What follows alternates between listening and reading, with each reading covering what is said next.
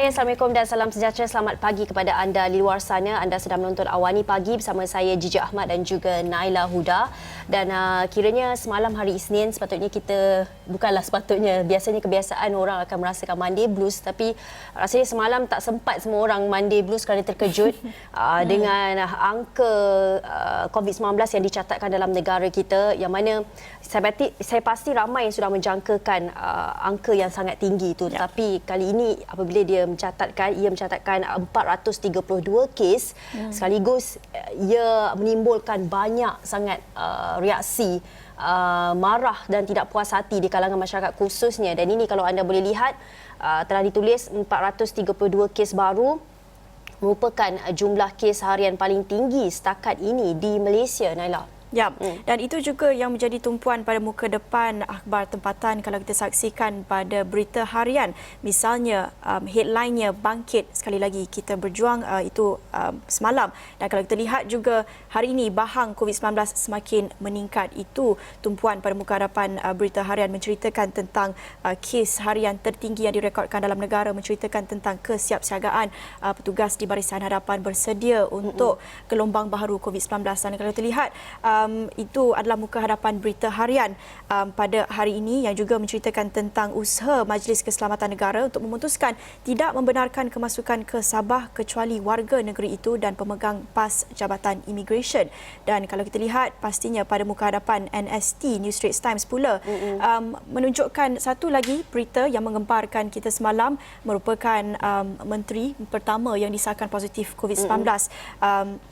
Menteri di Jabatan Perdana Menteri Hal-Ehwal Agama, yang kita akan membawakan perinciannya kemudian selepas ini, membabitkan Datuk Seri Dr. Zulkifli Mohamed Al-Bakri apa perinciannya, dan juga ahli-ahli politik lain yang turut disahkan positif COVID-19.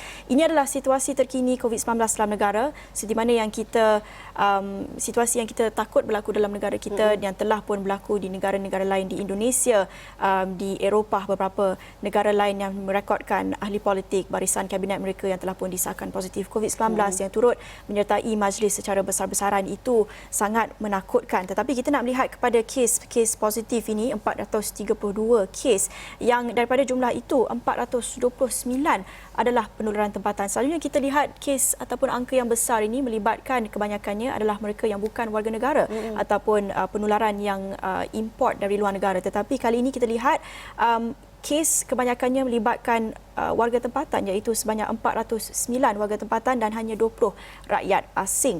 Dan daripada kes penularan tempatan itu, 224 kes dikesan daripada kluster tembok, iaitu di penjara di Kedah, sementara 29 lagi kes melibatkan pengunjung yang pulang dari Sabah. Ini juga satu perkara yang dikhawatiri pakar-pakar kesihatan, melihat kepada situasi dalam penjara di mana ruang yang sempit, mungkin juga penjagaan kebersihan diri yang kurang diberi penekanan, membabitkan banduan di penjara, dan juga mereka yang pulang dari Sabah, apa yang dikhawatiri pakar kesihatan, dan mereka juga telah menyarankan banyak kali sebelum ini supaya mengenakan kuarantin wajib di pusat kuarantin dan bukan saja di rumah.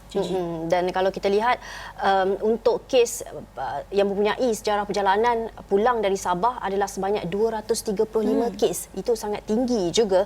Dan mengulas lanjut juga, KKM melalui Tan Sri Dr. Nur Hisham ada juga mengatakan bahawa 3 lagi kluster baru COVID-19 telah dikesan, iaitu di Kedah, di Terengganu, dan 2 daripadanya melibatkan kes indeks warga Malaysia yang mempunyai sejarah perjalanan ke Sabah. Dan menurut Tan Sri Dr. Nur Hisham, 2 kluster di Kedah adalah kluster Bah Sintok yang sudah menjangkiti 11 individu, dan kluster Jeram melibatkan 3 petugas kesihatan. Sementara itu, satu lagi kluster di Terengganu adalah kluster Bah Tanjung yang setakat ini menjangkiti 6 individu. Kalau kita lihat, Naila, 3 kluster, dan juga salah satunya adalah negeri yang kita sebelum ni belum lagi sebut kluster yang wujud di negeri itu, iaitu di Terengganu. Nampaknya penularan COVID-19 ini sudah mula pergi ke negeri-negeri lain kan. Sebelum ni hanya Sabah, Kedah, dan hari semalam dalam masa 24 jam dilaporkan kluster baru di Terengganu.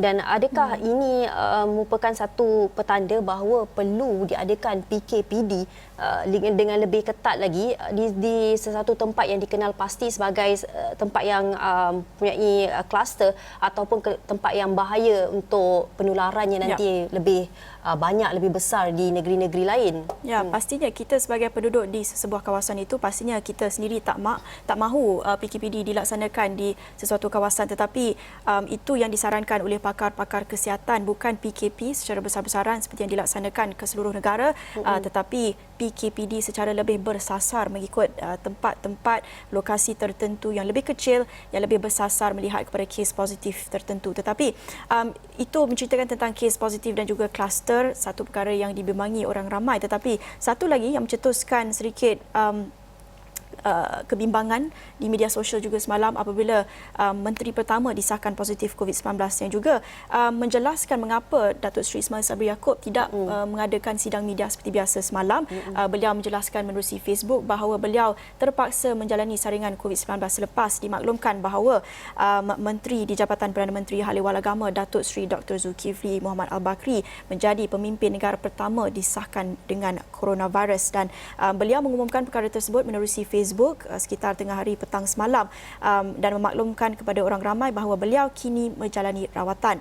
Dan beliau juga menyeru orang ramai yang menghadiri majlis yang melibatkan kehadirannya dari 24 September hingga 4 Oktober agar menjalani pemeriksaan saringan COVID-19 di mana-mana klinik kesihatan dengan segera. Dan kami harapkan yang terbaik buat Datuk Seri Dr. Zulkifli, dan dalam masa yang sama kami juga menyeru perkara yang sama agar mereka yang turut hadir kepada majlis-majlis, banyak sebenarnya majlis awam ini yang secara besar-besaran dijalankan. Beliau tiba, tak silap saya, tiba dari Sabah, Sabah ke Kuala Lumpur pada 24 September, dan kemudian beliau banyak mengadakan majlis di Kelantan, di Terengganu, kemudiannya di Lembah Kelang turut ada, di Kuala Lumpur, di Selangor. Baru 2 hari lepas saja berada di UiTM Shah Alam, dan UiTM Shah Alam turut mengeluarkan kenyataan telah pun menjalankan pengesanan kontak rapat bersama menteri tersebut selepas kehadiran beliau di majlis itu. Juga di UKM, di Bangi, banyak majlis dan membimbangkan orang ramai, juga di PPR di Kuala Lumpur. Dan pengesanan itu sangat besar, Gigi, yang perlu dijalankan. Ya, betul tu. Dan kita juga sebagai pihak media tidak mendapat maklumat adakah beliau ada menjalankan saringan sebaik saja pulang daripada Sabah. Kerana kita tahu 24 September belum ada lagi arahan untuk wajib saringan. Hanya diwajibkan selepas 27 September itu. Dan ketika itu kalau kita tengok 24 September, kes masih mencatatkan lebih kurang 71 kes begitu. Dan dalam penelitian Naila sendiri yang anda kompilkan kan, juga Dr. Zul ni dilihat telah pergi sekurang-kurangnya 3 negeri selepas pulang daripada Sabah itu. Dan pastinya pihak berkuasa menjalani kontak rapat, pengesanan kontak rapat itu, tetapi ini juga memerlukan usaha anda sendiri. Kalau anda tahu sesiapa, kalau anda sendiri ada menghadiri majlis-majlis tersebut, teruslah mendapatkan saringan COVID-19 itu untuk pastikan anda tidak menyebarkan lagi virus tersebut kepada orang lain, kerana kita tak tahu ada juga kes-kes asimptomatik yang tidak bergejala yang didapati. Ada pakar kesihatan yang berpendapat mereka yang tidak bergejala ini mungkin lebih tinggi risiko jangkitannya, boleh jangkitannya terhadap orang lain. Jadi ini satu risiko yang amat membimbangkan. Dan susulan itu Perdana Menteri turut mengumumkan menjalani kuarantin Kendiri susulan Dr. Zulkifli disahkan positif COVID-19. Katanya beliau menjalani kuarantin Kendiri di kediaman beliau selama 14 hari. Ini katanya beliau telah mengkongsikan mesyuarat khas Majlis Keselamatan Negara MKN di Putrajaya pada 3 Oktober lalu, dan Dr. Zulkifli merupakan salah seorang yang menghadiri sesi berkenaan.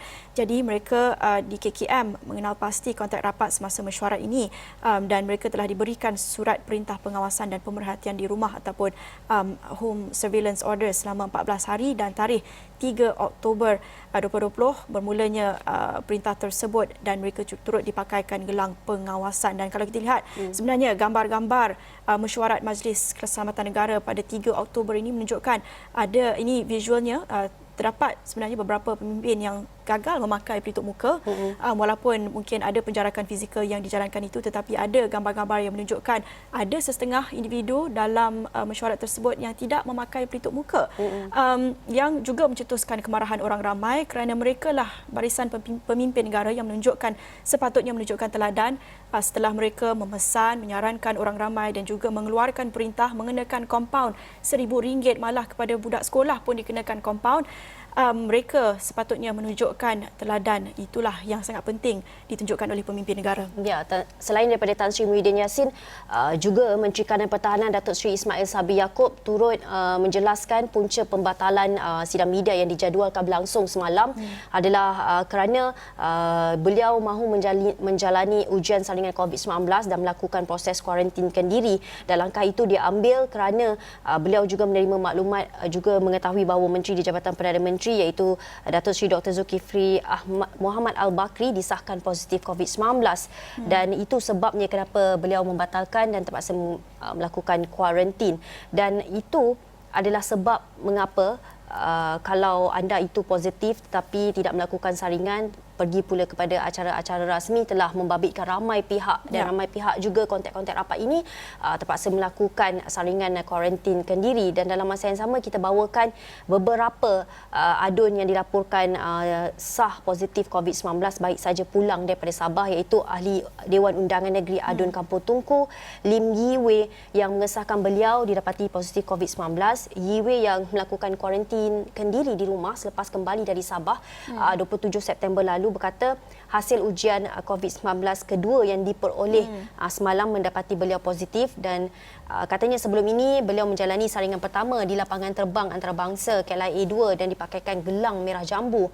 Dan pada 30 September saya menghubungi PKD Petaling Jaya, iaitu Pejabat Kesihatan Daerah, untuk mengetahui keputusannya. Keputusan ujian saringan pertama adalah negatif dan saya dipanggil untuk menanggalkan gelang merah jambu keesokan harinya. Malangnya saya mula mengalami gejala pada hari tersebut dan berdasarkan saranan PKD saya menjalani ujian saringan kedua 2 Oktober dan sambung pengasingan kendiri sehingga saya dimaklumkan keputusannya pada hari ini bahawa saya positif COVID-19. Dan kalau kita lihat apa yang dilakukan oleh Lim Yi Wei ini sangat bagus kerana beliau melakukan kuarantinkan diri, tidak hanya berpaksikan ataupun bergantung kepada keputusan ujian saringan pertama yang negatif, tetapi maksudnya melihat keadaan diri sendirilah kalau ada demam ke dan melakukan saringan yang kedua.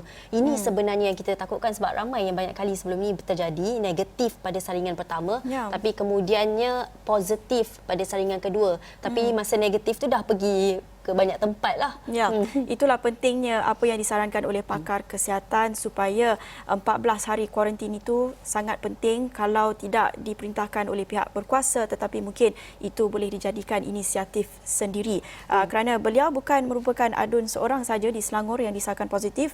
Ahli Dewan Undangan Negeri Adun Kota Damansara Syatiri Mansur merupakan adun kedua semalam disahkan positif COVID-19 dan beliau mengumumkan perkara tersebut menerusi satu video di Facebook yang katanya bukan beliau saja tetapi isteri dan 2 anaknya turut disahkan dijangkiti virus berkenaan. Dan beliau juga menceritakan telah pulang dari Sabah pada 27 September dan beliau dan 7 lagi kaki tangan Pusat Khidmat Dun Kota Damansara diarahkan menjalani kuarantin di rumah. Begitupun mereka diarahkan untuk menjalani saringan kedua pada 2 Oktober selepas isteri beliau disahkan positif.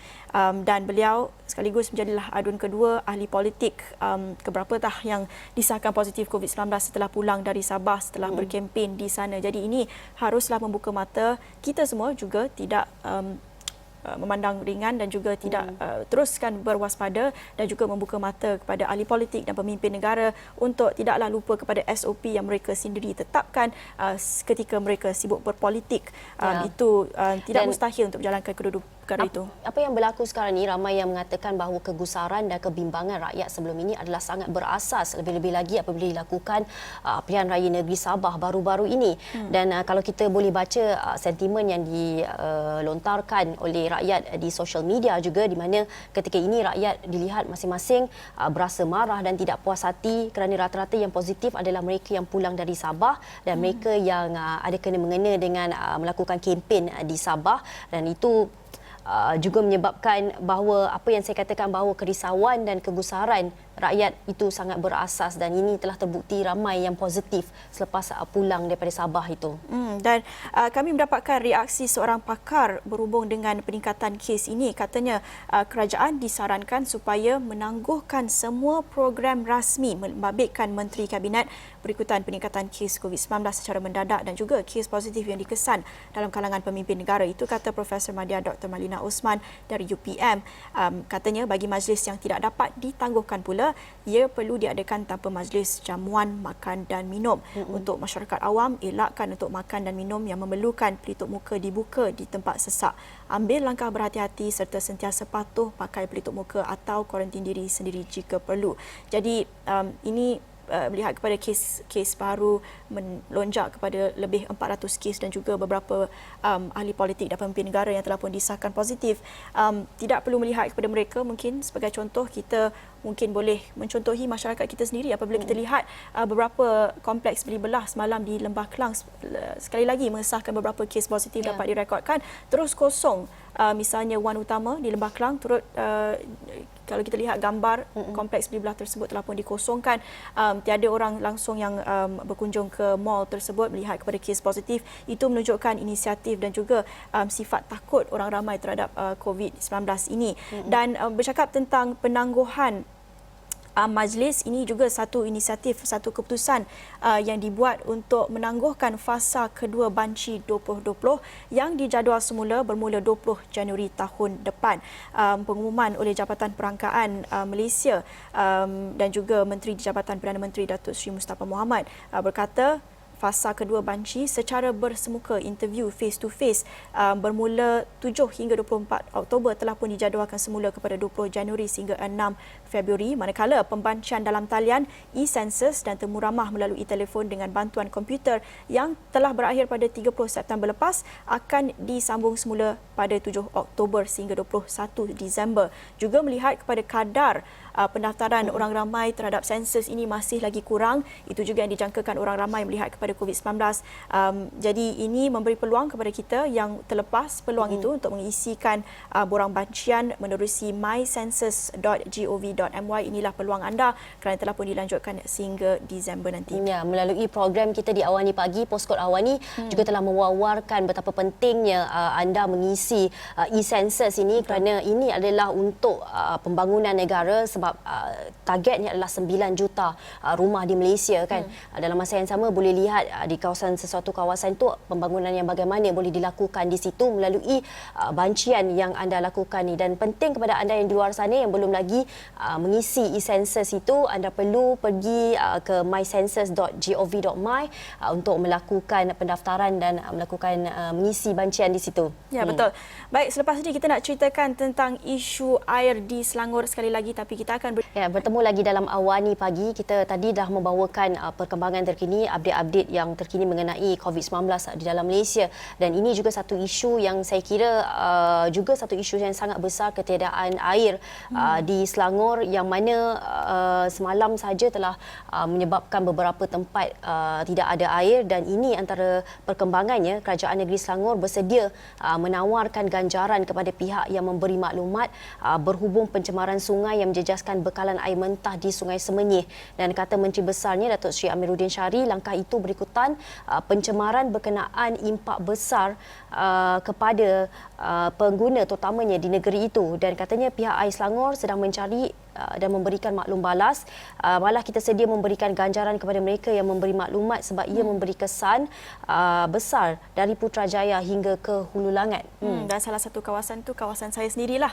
Dan kalau saya nak bawakan perkembangannya setakat jam 10 malam semalam, kalau kita lihat apa status terkini loji rawatan air LRA di Sungai Semenyih dan Bukit Tampoy. Kalau kita lihat kita mengukur kadar kebersihan air ini ataupun tahap pencemaran di air tersebut mengikut ton ini, dan kalau kita lihat di Sungai Semenyih semalam mencatatkan ton yang agak tinggi, tetapi setakat 10 malam semalam telah pun menurun ke tahap 1, manakala di Bukit Tampoy masih lagi 5. Di Sungai Batang Benar Negeri Sembilan yang dipercayai mungkin punca pencemaran tersebut, ada lagi pada paras 10 iaitu sangat-sangat tinggi kerana setiap loji rawatan air hanya boleh beroperasi apabila pencemaran berada pada tahap 0 ton sebanyak 3 kali berturut-turut di muka sauk loji tersebut dan tiada lagi baki sisa pencemaran yang dapat dikesan di hulu sungai. Jadi kita lihat di Sungai Semenyih masih lagi 1, di Bukit Tampoi masih lagi 5 setakat 10 malam. Kita akan lihat apa kemaskini terbaru air Selangor pada pagi ini. Itu mungkin akan beri bayangan sama ada kita lihat bekalan air ini akan dipulihkan dan akan disambung semula hari ini. Masih lagi tiada status yang dapat dikenal pasti kerana puncanya juga masih lagi sedang disiasat. Kalau kita lihat apa yang mungkin menjadi punca semalam diumumkan oleh luas Lembaga Urus Air Selangor, mereka menceritakan ia mungkin berpunca daripada reban angsa kerana ia membabitkan 2 sungai di Negeri Sembilan yang disyaki menjadi punca pencemaran bau sehingga menyebabkan operasi kedua-dua loji rawatan air ini ditutup. Kata Pengerusi Jawatankuasa Tetap Alam Sekitar, Teknologi Hijau, Sains Teknologi dan Inovasi dan Hal Ehwal Pengguna He Loy Sian, katanya hasil siasatan awal mendapati 2 sungai berkenaan, Sungai Pajam dan Sungai Batang Benar dikesan kehadiran bau seperti bangkai yang menjadi punca pencemaran dan mereka juga menjalankan siasatan mendapati bau bangkai itu dikesan kuat di udara dan hasil siasatan lanjut mendapati terdapat aktiviti pembersihan reban angsa secara besar-besaran